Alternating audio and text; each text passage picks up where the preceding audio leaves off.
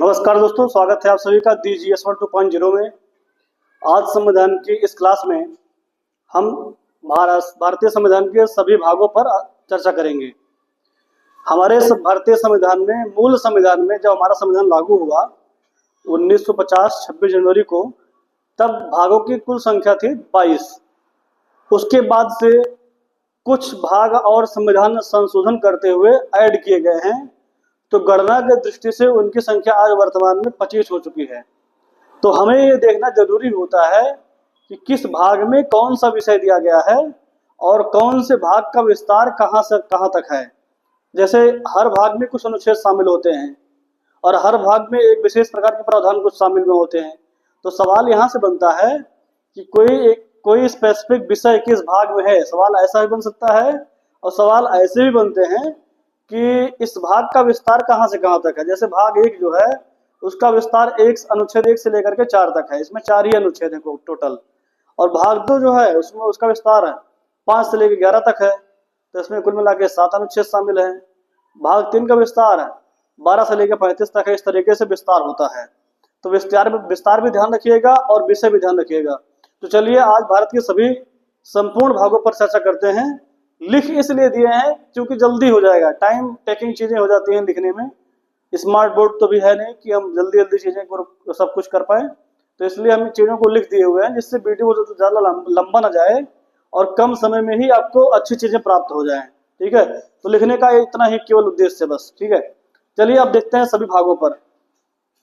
तो भैया हमारा जो भाग 1 है, भाग 1 इसमें भारत संघ और उसका राज्य क्षेत्र के बारे में बताया गया है। तो देखिए, भारत संघ एक भौगोलिक इकाई है। भारत संघ जो है एक भौगोलिक इकाई है जिसमें हमारे मुख्य भूमि के अंतर्गत आने वाले जो 28 पूरे राज्य हैं वही आते हैं। लेकिन भारत का राज्य जो क्षेत्र है उसमें जो 28 पूर्ण राज्य हैं वो तो आते ही आते हैं, उसके साथ साथ अगर संघ शासित प्रदेश जो जिनकी संख्या 8 है वो भी आते हैं। और अगर भारत ने अपने पड़ोसी देशों से कोई जगह जमीन, अगर स्थल जमीन अर्जित किया हुआ है, भूभाग अर्जित किया हुआ है, तो वो भी आ जाता है। तो ये आप ध्यान रखिएगा। ऐसे छोटे एग्जाम में सब सवाल नहीं बनते, लेकिन आपको कंटेंट अच्छा दे रहे हैं, लेवल अगर बढ़ा के पूछेगा तो भी कोई दिक्कत नहीं होगी। तो जो 2 भौगोलिक इकाइयां हैं, एक है भारत संघ और एक है उस भारत का राज्य क्षेत्र। तो भारत का राज्य क्षेत्र बड़ी भौगोलिक इकाई है जबकि भारत संघ छोटी इकाई है। ठीक है, भारत के राज्य क्षेत्र में 28 राज्य आते हैं, 8 यूटी जाते हैं और जो अर्जित क्षेत्र है वो भी। हालांकि अर्जित क्षेत्रों की संख्या 0 है लेकिन यूटी की संख्या 8 है और राज्यों की संख्या 28 है। और यहाँ पर केवल 28 राज्य ही आते हैं, तो इसलिए भारत संघ छोटा है, भारत का राज्य क्षेत्र बड़ा है। ठीक है, भाग 2 जो हमारा है वो नागरिकता है, सिटीजनशिप, जिसका विस्तार 5 से लेकर 11 तक किया गया है। और हमारे यहाँ जो नागरिकता का प्रावधान है वो एकल नागरिकता है भैया। एकल मतलब राज्य और केंद्र की अलग अलग नागरिकता नहीं लेनी पड़ेगी। ऐसा नहीं है कि हम जिस राज्य में रहते हैं उस राज्य की नागरिकता एक बार लें फिर एक नागरिकता इंडिया के लिए, ऐसा नहीं है। भारत में एकल नागरिकता है, लेकिन वहीं अमेरिका में दोहरी नागरिकता है।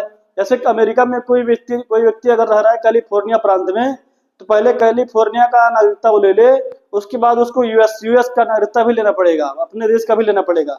2 स्तर पर नागरिकता लेना पड़ता है। हमारे यहाँ एक ही स्तर पर लेना पड़ता है, खाली भारत का नागरिक रहो खाली बस। और तो हमारे यहाँ जो इंडिया में नागरिकता है वो कहाँ से लिया गया है, वो ब्रिटेन से लिया गया, यूके से लिया गया है, जैसे जानते रहिएगा। हाँ, इंडिया में जो नागरिकता का प्रकार है वो एकल है और लिया गया यूके से। इसका विस्तार 5 से लेकर 11 तक किया गया। ठीक है, भाग 3 जो है वो फंडामेंटल राइट है, मौलिक अधिकार है, मूल अधिकार भी कह सकते हैं इसे। इसका विस्तार 12 से लेकर 35 तक किया गया है। और भारत में जो मौलिक अधिकार लिए गए हैं वो यूएस के संविधान से लिए गए हैं, यूएस के संविधान से ग्रहण किए गए हैं। इनका विस्तार 12 से 35 तक है। अंबेडकर जी ने भाग 3 को सर्वाधिक आलोचित भाग कहा हुआ है, इस बात को ध्यान रखिएगा। अंबेडकर जी ने भारतीय संविधान के किस भाग को सर्वाधिक आलोचित भाग कहा, तो मौलिक अधिकार वाले भाग को कहा, क्योंकि सबसे ज्यादा आलोचना, सबसे विवाद इसी पे उठते हैं, आज भी उठते हैं। ठीक है, क्योंकि आरक्षण जैसी व्यवस्था इसी भाग में है, आरक्षण जैसी व्यवस्था इसी भाग में है, तो विवाद तो होना संभव ही है। ठीक है, भाग 4 भैया जो आपका है इसको बोलते हैं डीपीएसपी, मतलब directive principle of state policy. इसको हिंदी में हम राज्य के नीति निर्देशक तत्व भी कह सकते हैं। तो जो ये प्रावधान लिया गया है ये 36 से 51 तक है और इसको लिया गया है आयरलैंड से। आयरलैंड से ग्रहण किया गया है। और एक बात और भैया दिया पूछा गया है, आयरलैंड ने किससे लिया था? ये डीपीएसपी जैसे कॉन्सेप्ट को आयरलैंड ने कैसे किससे लिया था? तो स्पेन से लिया था। अब यहाँ जो मौलिक अधिकार, ये व्यक्तियों के मौलिक अधिकार होते हैं, मतलब भारत की जनता के क्या क्या अधिकार हैं। अच्छा, भारत में रहने वाले कुछ विदेशियों के भी अधिकार होते हैं, वो भी मौलिक अधिकार में आते हैं। तो भारत के अंदर जो भी लोग रह रहे हैं उनके अधिकार कौन कौन से होंगे, ये भाग 3 में बताया गया है। और जो भारत के अंदर जो सरकार काम कर रही है, सरकार कौन कौन सी बातों का ध्यान रखेगी, कौन कौन सी बातों का ध्यान रखते हुए शासन करेगी, ये डीपीएसपी में बताया गया है। और ऐसा प्रावधान हमारे संविधान में आयरलैंड से ग्रहण किया गया है।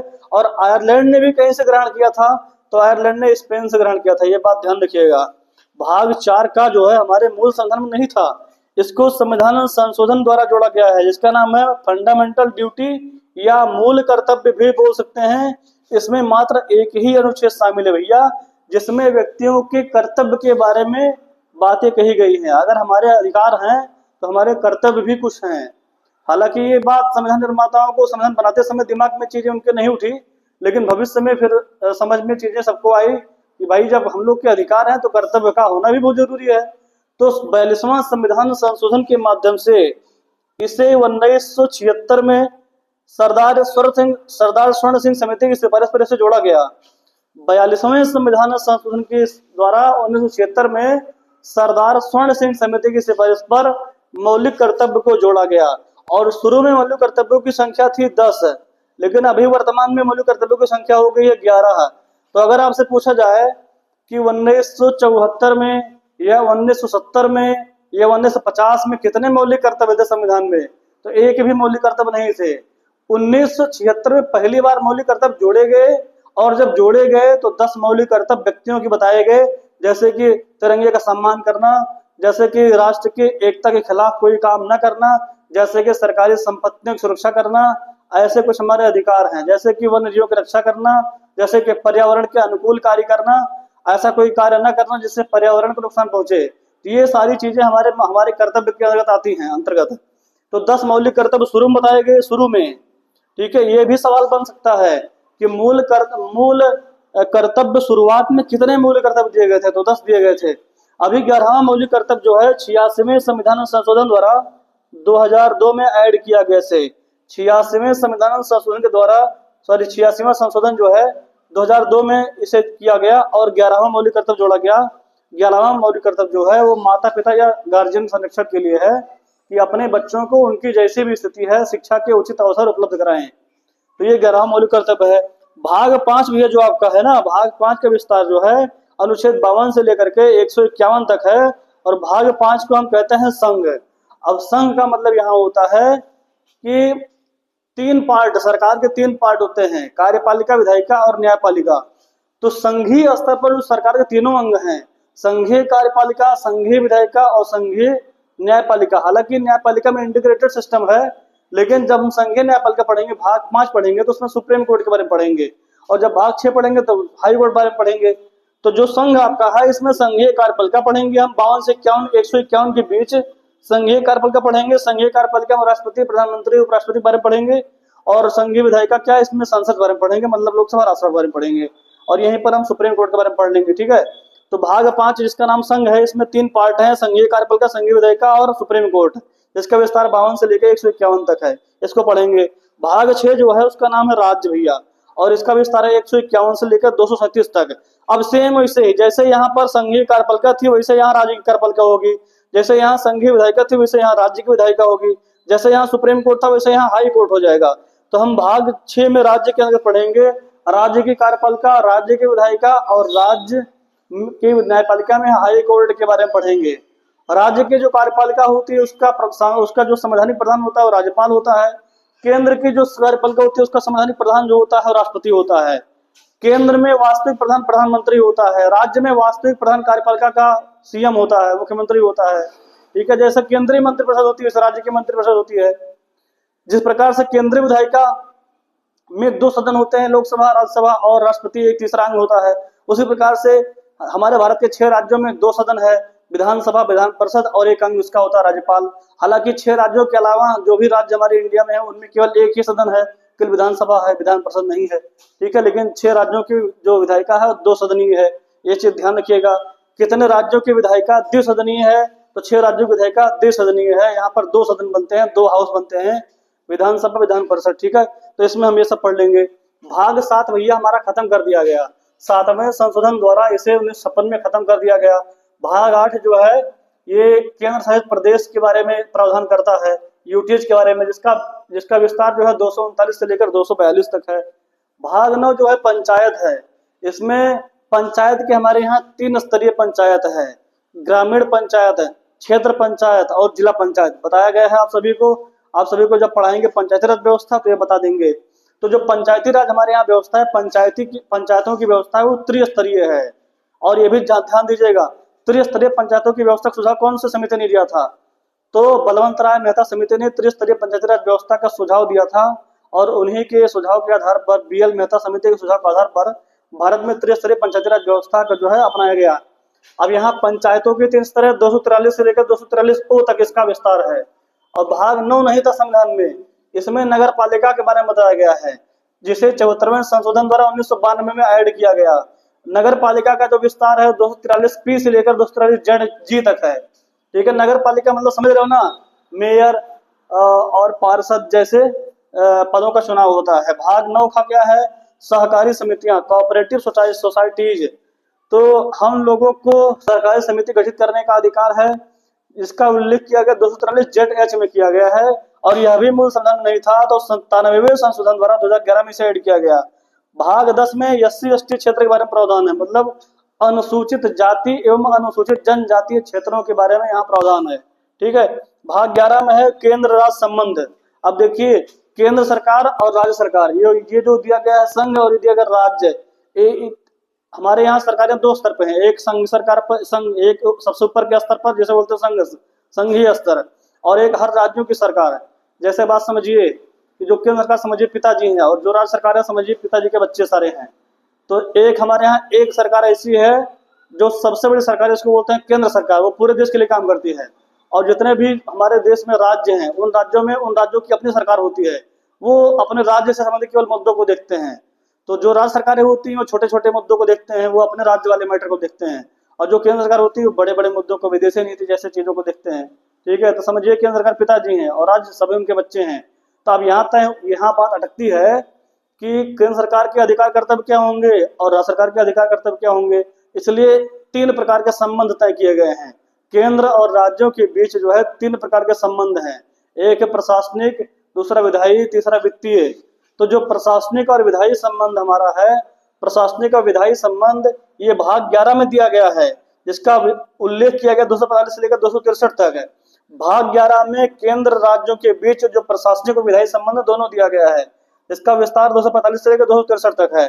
वहीं भाग 12 में केंद्र और राज्यों के बीच वित्तीय संबंध की चर्चा की गई है, जिसका उल्लेख 264 से लेकर 300 तक है। तो आशा करते हैं इतना आप सभी को समझ में आया होगा। चलिए इसके आगे, अब इसको स्क्रीनशॉट लेना है, स्क्रीनशॉट ले लीजिए, उसके आगे हम चीजों को कंटिन्यू करते हैं जो बचे हुए भाग हैं, ठीक है। स्क्रीनशॉट लेना हो आप तो सभी ले सकते हैं। चलिए इसको हम अब कर दे रहे हैं, हटा दे रहे हैं इसको। इसके आगे बची हुई चीजों को हम देखेंगे। भाग 12 तक आप सभी को बता दिया गया है, भाग 13 से लेकर 22 तक आपको अभी बताना है, ठीक है। तो देखिए भैया, भाग 13 देखेंगे हम। भाग 13 जो है वो कह रहा है भारत के भीतर व्यापार और वाणिज्य से संबंधित चर्चा की गई है। भारत के भीतर व्यापार वाणिज्य की चर्चा की गई, जिसका विस्तार कहां से कहां तक है? 301 से लेकर के 308 तक है, ठीक है। भाग 14 क्या कह रहा है? भाग 14 कह रहा है संघ एवं राज्य के अधीन सेवाएं, संघ एवं राज्य के अधीन सेवाएं, संघ एवं राज्य के अधीन सेवाएं, ठीक है। तो यह संघ एवं राज्य के अधीन सेवा का मतलब होता है सर्विस। यहाँ पर हम समझ सकते हैं कुछ सेवाएं, यहाँ पर सेवाएं 3 प्रकार की होती हैं। यहाँ पर जो भी सेवा होती है, नौकरी या सर्विस होती है, वो 3 टाइप की होती है। एक होती है सेंट्रल सर्विस, सेंट्रल, एक होती है स्टेट सर्विस, एक होती है all India service, all India service. ठीक है, जिसे अखिल भारतीय सेवा भी कहते हैं। और जो सेंट्रल सर्विस में केंद्रीय सेवा, अब यहाँ पर आर्मी आ जाएगा, आर्मी, आर्मी सेना, आर्मी, बीएसएफ, ठीक है, सीआरपीएफ, ठीक है, और आपका जो भी लोग रेलवे में काम करते हैं, रेलवे में, ये सब सेंट्रल सर्विस में भी आ, ठीक है, ये सब केंद्रीय सरकार की नौकरियां हैं। Army, BSF, CRPF, SPG, NSG, ठीक है, जितने भी ब्लैक कमांडो होते हैं, एसपीजी कमांडो होते हैं, एनएसजी कमांडो होते हैं, और आपके रेलवे के सभी कर्मचारी होते हैं, ये सभी क्या है, सेंट्रल सर्विस में आते हैं। जो आपकी स्टेट के सर्विस है वो कौन रहेगा, सबसे इसमें देखेंगे रेल पुलिस रहेगा, ठीक है भैया, और लेखपाल, ठीक है, एसडीएम, ये सब जो होते हैं, एसडीएम और डीएसपी, ये सभी आते हैं स्टेट सर्विस में आते हैं, ठीक है। ऑल इंडिया सर्विस में क्या है, थोड़ा समझिएगा, किसे बोलते हैं, सेंट्रल सर्विस है। केंद्रीय सेवा, उसे सेवा को, ऐसी सेवा को बोलते हैं, ऐसी भर्तियां जो भर्ती केंद्र सरकार कराए, और वो लोग जिनकी भर्ती केंद्र सरकार करा रहा है वो सभी कर्मचारी केंद्र के लिए ही काम करें, उनको बोलते हैं केंद्रीय सेवा। और ऐसी भर्तियां जो भर्ती राज्य सरकार करा रहा है और वो कर्मचारी राज्य के लिए ही काम कर रहे हैं, तो उनको बोलते हैं राज्य की सेवा। लेकिन यहाँ डिफरेंट चीज थोड़ा सा दिखता है, अखिल भारतीय जो सेवा है, ये इनकी भर्ती कराता तो केंद्र है, लेकिन ये काम करते हैं राज्यों में आकर के, और केंद्र सरकार के प्रतिनिधि, एजेंट के रूप में काम करते हैं।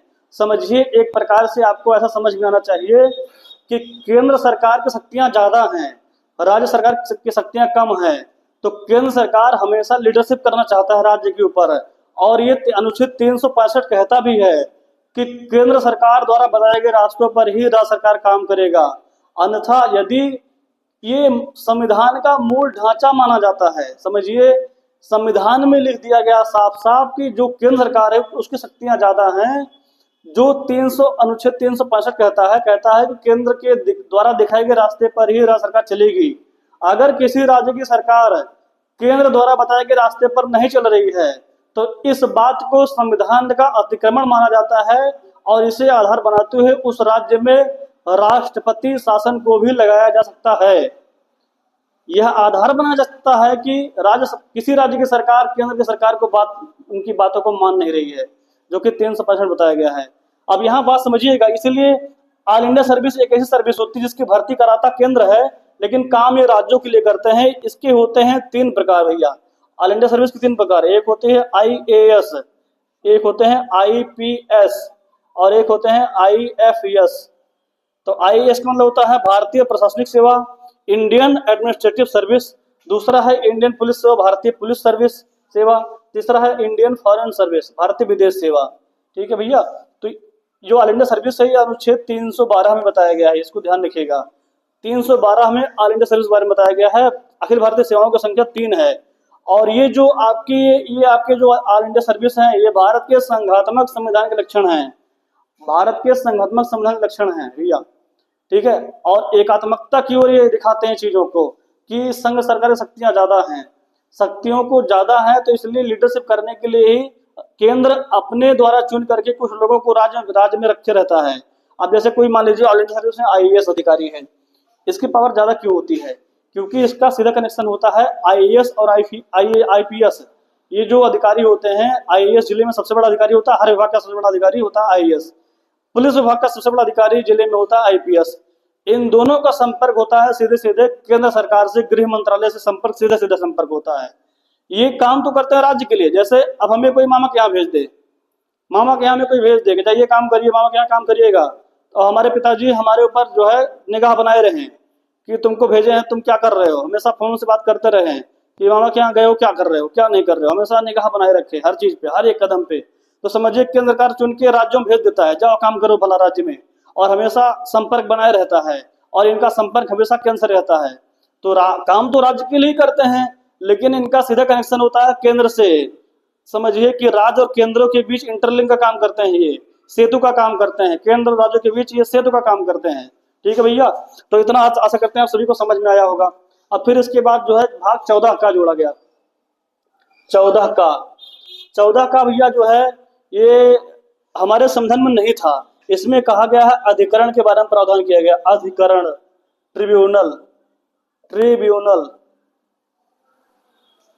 अधिकरण क्या होता है? जैसे कोई विवाद हो गया, किसी दो राज्यों के बीच विवाद हो गया, राज्य और केंद्र के बीच विवाद हो गया, दो राज्यों के बीच नदी के पानी को लेकर विवाद हो गया, एक राज्य एक साइड, एक राज्य एक साइड विवाद हो गया, या दो राज्य एक साइड और केंद्र एक साइड हो गया, या एक राज्य एक साइड हो गया और केंद्र एक साइड हो गया। जब ऐसे विवाद होते हैं तो इन विवादों का निपटारा करने के लिए न्यायाधिकरण या ट्रिब्यूनल जैसे ट्रिब्यूनल एक प्रकार का आयोग होता है। इसका गठन किया जाता है किसी पेचीदा मामले के उसको सल्टाने के लिए, उसको जो है सुलझाने के लिए किया जाता है। इसका गठन किया जाता है। तो ट्रिब्यूनल के जो प्रावधान है वो 14 का में किया गया है और इसको 42वें संशोधन द्वारा 1976 में इसे ऐड किया गया भैया, अधिकरण के प्रावधान को। ठीक है, तो चलिए इसके आगे बताते हैं आपको जो चीजें बची हुई हैं। ठीक, अब हम देखते हैं भाग 15 के बारे में। भाग 15 में क्या है? भाग 15 में क्या है? जितना अनुच्छेद बता रहे हैं ना इतना पर्याप्त है, इससे ज्यादा रटने की जरूरत नहीं है। किसी भाग का विस्तार कहाँ तक है, जितना बता दे रहे हैं ये पर्याप्त है, इससे ज्यादा रटने की जरूरत नहीं भैया। ये अनुच्छेद भी ध्यान रखिएगा, जो भी अनुच्छेद बताएगा ध्यान रखिएगा। अब भाग 15 देखते हैं। 15 के बारे में बताया गया, निर्वाचन के बारे में बताया गया। निर्वाचन, चुनाव। तो यहाँ पर निर्वाचन आयोग की बात की गई है। इसका जो विस्तार है 324 से लेकर के 329 तक किया गया है। इसमें निर्वाचन के बारे में बताया गया है। निर्वाचन आयोग होता है दो प्रकार का। एक होता है भारत निर्वाचन आयोग, भारत का निर्वाचन आयोग, भारत का निर्वाचन आयोग। ठीक है, और एक होता है राज्य का निर्वाचन आयोग, राज्य का। अब जो भारत का निर्वाचन आयोग पूछा जाता है सवाल, कौन कौन चुनाव कराते हैं? ये सभी बड़े चुनाव ये कराते हैं, भारत के निर्वाचन आयोग के द्वारा होता है। जैसे कि सांसदों का चुनाव, मतलब आपके सांसद जितने भी सांसद हो गए, ठीक है, जितने भी आपके विधायक हो गए, सभी चुनाव। जैसे आपके राष्ट्रपति चुनाव, राष्ट्रपति का, ठीक है, आपके जो है राष्ट्रपति के साथ साथ इसमें विधायक के साथ साथ एमएलसी भी रहेगा, एमएलसी चुनाव। और सांसद मतलब लोकसभा सांसद और राज्यसभा का भी, ठीक है, राज्यसभा का भी। लोकसभा सांसद, राज्यसभा सांसद, विधायक, एमएलसी, राष्ट्रपति, इन सभी उपराष्ट्रपति, ये सभी बड़े बड़े चुनाव जो कराए जाते हैं ना, ये भारत के निर्वाचन आयोग द्वारा कराए जाते हैं। जबकि राज्य का निर्वाचन आयोग पंचायती चुनाव कराता है, पंचायती चुनाव। पंचायतों का 3 स्तर होता है, 3 स्तर होता है। ग्राम पंचायत, क्षेत्र पंचायत, जिला पंचायत। ग्राम पंचायत में मुखिया प्रधान होता है। क्षेत्र पंचायत में मुखिया होता है, ब्लॉक प्रमुख होता है, मुखिया होता है, ब्लॉक प्रमुख होता है। जिला पंचायत मुखिया जिला अध्यक्ष होता है। ठीक है भैया, वैसे ही यहाँ पर शहरी पंचायत भी है। पंचायतों में एक तो ग्रामीण पंचायत हो गया, अगर शहरी पंचायत की बात करें, शहरी पंचायत, ठीक है। और यहाँ पर जैसे नगर निगम हो गया, नगर निगम, नगर पालिका। नगर निगम में जो होते हैं मेयर चुने जाते हैं, मेयर, ठीक है। और मेयर को चुनते हैं पार्षद, और पार्षदों को चुनती है उनकी वहां की स्थानीय जनता।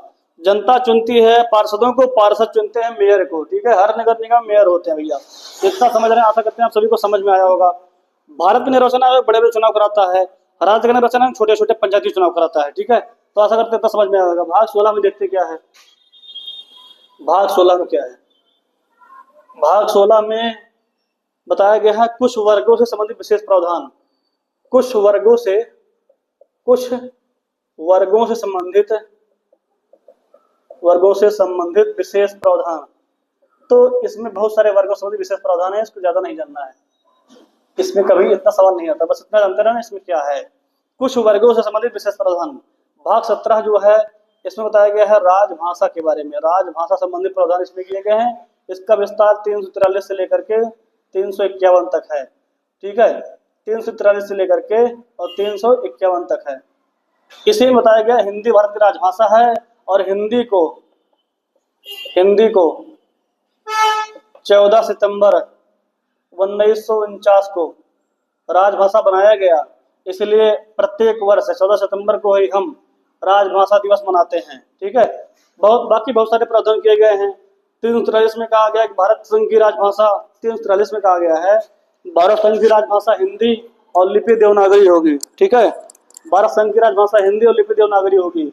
ठीक, बहुत सारे प्रावधान किए गए हैं। ठीक, उसके आगे क्या है, भाग 18 में कहा गया विविध के बारे में, विविध विविध के बारे में। भाग 19 में क्या कहा गया है, सॉरी यहाँ 18 विविध नहीं है, यहाँ 18 में है आपका है आपात उपबंध, आपात उपबंध, आपात उपबंध।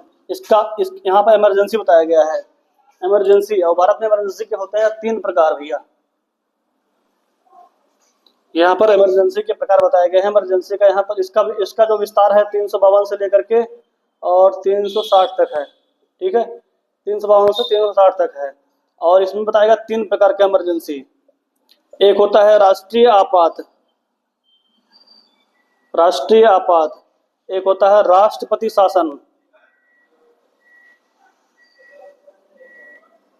और एक होता है वित्तीय आपात, वित्तीय आपात।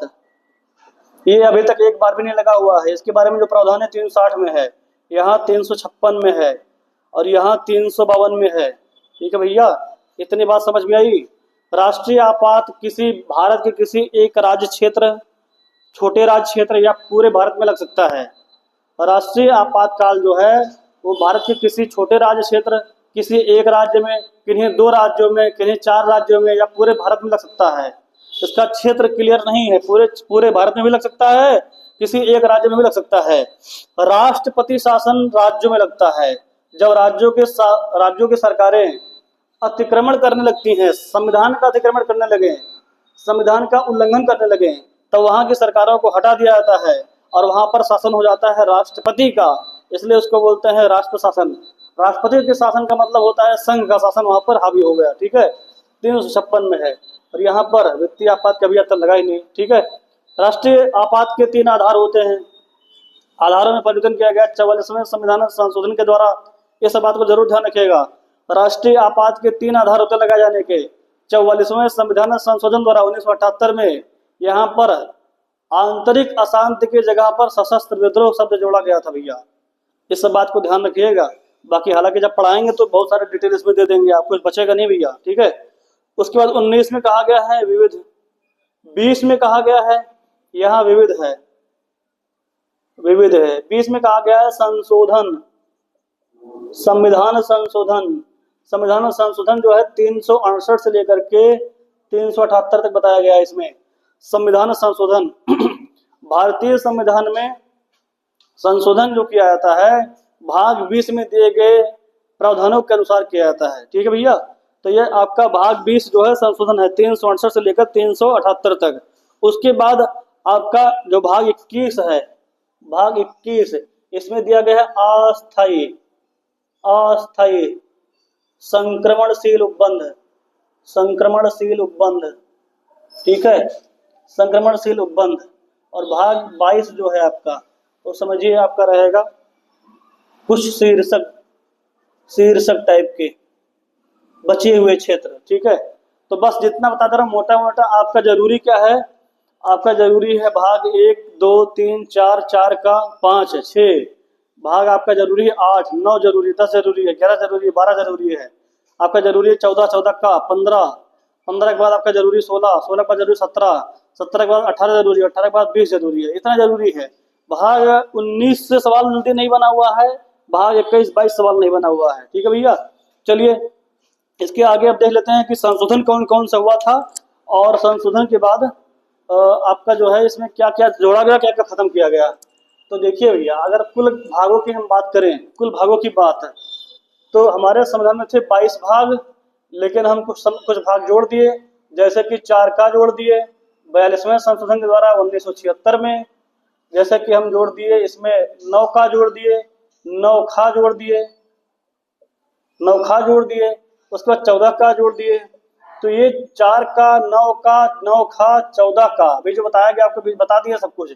4 ठो जोड़ करके हो गया कितना, हो गया हमारा 22, 4, 26 हो गया। लेकिन अभी तो 25 ही है, तो एक जो आपका 7वां खत्म कर दिया गया था, एक घटा दीजिए तो हमारा टोटल कितने आएंगे, 25 भाग। तो 4 भाग संविधान में जोड़े भी गए हैं और 1 भाग खत्म कर दिया गया है। तो 4 जोड़ा गया तो 26 हो गया, 1 खत्म हुआ 7वां, तो 25 बचा हुआ है। गणना की दृष्टि से आज कुल भागों की संख्या 25 है। जितना भाग बता दिए हैं रट डालिएगा भैया इतना, ठीक है। इतने में से सवाल बन जाएगा आपका, ठीक है। तो आशा करते हैं आप सभी को समझ में आया होगा। और अगर चीज़ें समझ में आ रही हैं तो यार चैनल को सब्सक्राइब कर दो, अगर किए नहीं हो तो कर लो सब्सक्राइब। और अपने दोस्तों को भी शेयर करो वीडियो को, जिससे अधिक से अधिक लोग लाभान्वित हो सके हमारे माध्यम से। और ये अभी तो कुछ फैक्चुअल चीज़ें हैं, आगे चल के आपको इस सीरीज में ऐसे ऐसे कॉन्सेप्ट से सब जो है परिचित कराऊंगा जिसको कभी आप सुने भी नहीं होंगे। तो बहुत मजा आएगा, पूरी सीरीज को आप फॉलो करेंगे, बहुत मजा आएगा। बहुत अच्छी तैयारी आपकी हो जाएगी दरोगा के लिए। दरोगा क्या, दरोगा को छोड़िए, पीसीएस के लिए तैयारी करा देंगे आपका पॉलिटी में। दरोगा तो बहुत छोटी चीज़ है भैया। तो चलिए आप आगे इसे फॉलो करते रहिए, चीज़ों को लाइक करते रहिए, शेयर करते रहिए। और जितने ज़्यादा लाइक शेयर और फॉलो करेंगे आप, हमें सब्सक्राइब कर लेंगे चैनल को, उतना ज़्यादा मोटिवेट होंगे और आपके लिए काम कर पाएंगे। गर्मी बहुत हो रही है, आप लोग देख सक रहे होंगे, आप देख सकते हैं गर्मी कितना ज़्यादा है, लेकिन फिर भी आपके लिए हम काम कर रहे हैं। तो बस कुछ लाइक और शेयर का ही मोटिवेशन है कि आप करेंगे, जिसके भरोसे हम काम कर रहे हैं आपके लिए, ठीक है। तो चलिए आज के लिए बस इतना ही, धन्यवाद।